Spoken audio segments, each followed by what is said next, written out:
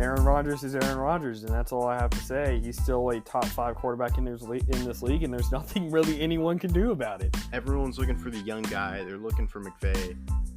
I think take a shot out Todd Bowles, get him a second shot at head coach, and see if he can do it. I don't think they will. If they don't have Anthony Davis, I'm saying it right now. If Anthony Davis is out for the playoffs, they don't make it out of the first round. It's crazy. And our kids will know how great Tom Brady is because he's going to be playing. Yes, it is 15.0%. I swear we didn't script that. All I could think of was Dame. 6-0.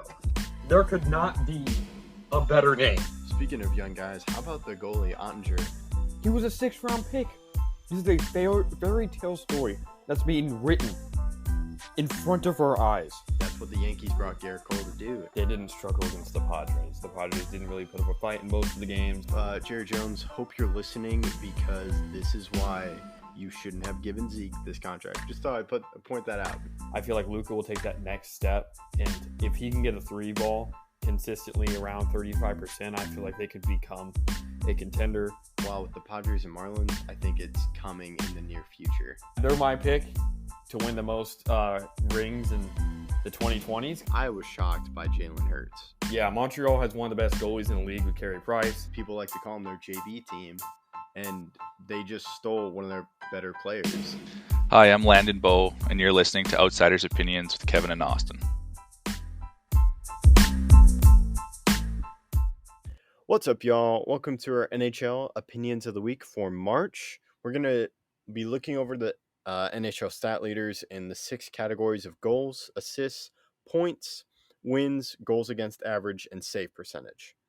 And we're going to talk about the leaders, and do we think this is the person that ends up leading it at the end of the season? Austin, I'll let you go first. So let's start out with goals. Austin Matthews is up 6. He has 44, that's why I said it.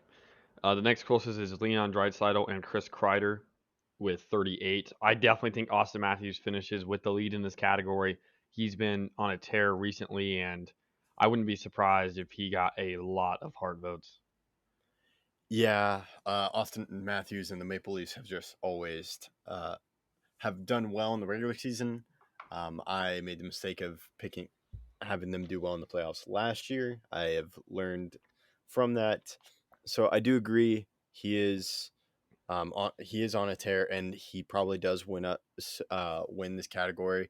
I could maybe see Ovechkin, but Ovechkin has a lot of work to do because he's at 36 goals, and he was on a tear for a while the season, or for a certain period during the season, and I think he would have to go on that tear to get back up close to the 1 because he's currently at 3. But I do agree, Austin Matthews. Now we can go to assists. I think I'm going to go with Gaudreau. Or actually, no, I'm going to stay with Huberdel because he is beating Gaudreau by 13 assists. Yeah, I was about to say, Huberdel is going to lead this category. There's not even a conversation. Unless Huberdel gets injured, I don't know how he falls off because, like you said, he's 13 away from number 2, and number 2 is tied with Connor McDavid. You already said Johnny Gaudreau. And Adam Fox with 50, Nazem Kadri at 50 are both tied for 4th. But Jonathan Huberdel has been the best passer in the league this season, and it's pretty obvious considering the fact that he has 13 more assists than the next closest. And I don't know how someone passes unless injury happens. So unless he gets hurt, I don't think it's even possible for someone to pass him. Yeah, I just saw, and then I saw the numbers. I was like, wow. And the Panthers have been on a tear, and they've been doing very well this season. So I think they continue in the regular season. So Huberdel will lead with assists. Who do you got for points? For points, I think Huberdel is going to lead the category at the end. He's leading right now with 82. Connor McDavid's 81. But because of the struggles the Oilers had winning, I think Connor McDavid's going to be on the defensive side more often to help them on defense, which will partially hinder his ability to get points. And I honestly believe that Huberdel will end up leading the category. Another reason why I believe that Connor McDavid won't reach is because of Leon Draisaitl.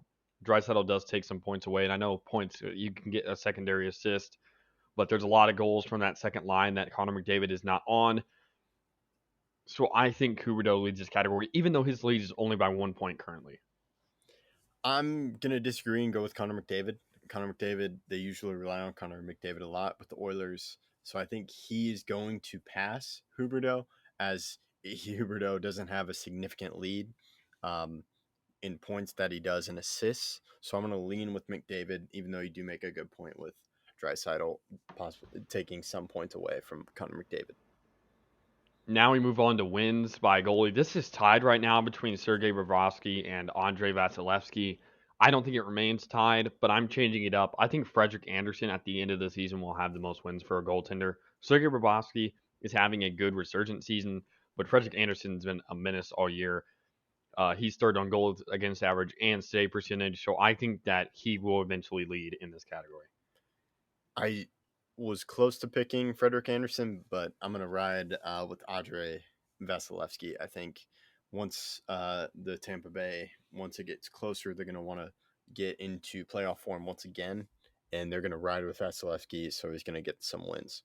I could see that happening. Now we'll move on to goals against average, where Igor Shesterkin is winning with 2.02, and then Swayman is second, and then Frederick Anderson is third. I'm probably gonna stay with Igor leading it, as he kind of has a sizable lead. Maybe Frederick Anderson takes over, but I'm not sure, so I'm gonna stay with Igor.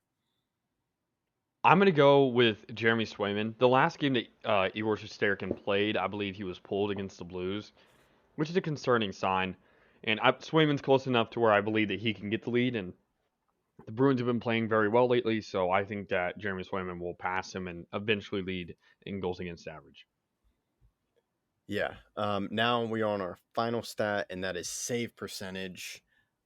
I think I am going to ride with Frederick Anderson, even though he does have to catch up with. I think he's going to lead by the end of the season. Yeah, Shesterkin has a .939. Billy Husso has a 930. Frederick Anderson has a 928. Jacob Markstrom has a 927, and UC Saros has a 925. I think that UC Saros passes all of them. He's been on a tear recently, and I really like Saros' game, even though he's very short for a goaltender, 5'10". It doesn't matter. If you look at those guys right there, 4 Jacob Markstrom, 5 UC Saros. UC Saros is 5'10". Jacob Markstrom is 6'6". So the difference between those goalies in height is sizable, but I believe that UC Saros by the end of the season will help carry the Predators into a good playoff spot and get the lead. All right. You make some good points, Austin. Let us know what you think in the comments or at our Twitter. Thank you for listening to Outsiders Opinions, and make sure to check out our other episodes.